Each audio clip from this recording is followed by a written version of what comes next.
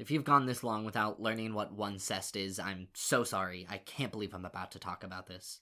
When the movie came out in 2012, a popular thing to do in different fandoms is to run what is called an Ask blog. It's basically where you roleplay as your favorite characters and host Q&A panels for people who are also roleplaying as their favorite characters. And then the conversation would just go from there. For example, if I had a page called Ask Anakin, people could come to my page and ask what my favorite flavor of juice was, what I like about different planets that I've visited, or if I've ever had a romantic relationship with Ginny Weasley.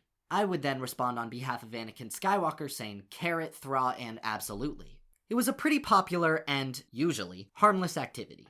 Another really common thing to do in fandoms is to ship different characters who you think would be a good couple. Harry Potter and Hermione Granger, Woody and Jessie, this happens all the time. The problem with the Lorax is there really wasn't anyone to ship the Onceler with. Oddly enough, the Onceler has an extremely dramatic character change from the start to the end of the movie, to the point where it felt like two very distinct characters. And if you know where I'm going with this, I'm so sorry. Let's make them fuck. So naturally, the fandom decided to ship the Onceler with slightly younger versions of himself. The young, naive Onceler was called Oncey, post-Biggering Onceler was referred to as Greedler.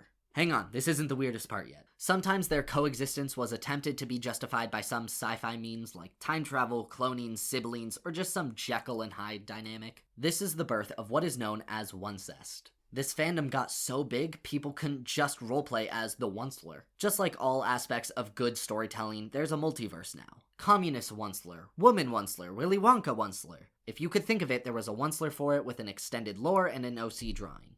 There was a huge event called Camp Weehawken. This is where every Onceler and Greedler would come together for a summer camp. And don't you worry, they were all still dating each other. The lore and stories told throughout Weehawken I'm not going to get into here. Go find it on your own, use a private window and a VPN and you'll be just fine. So sorry that we even talked about that, I'll get back to the movie.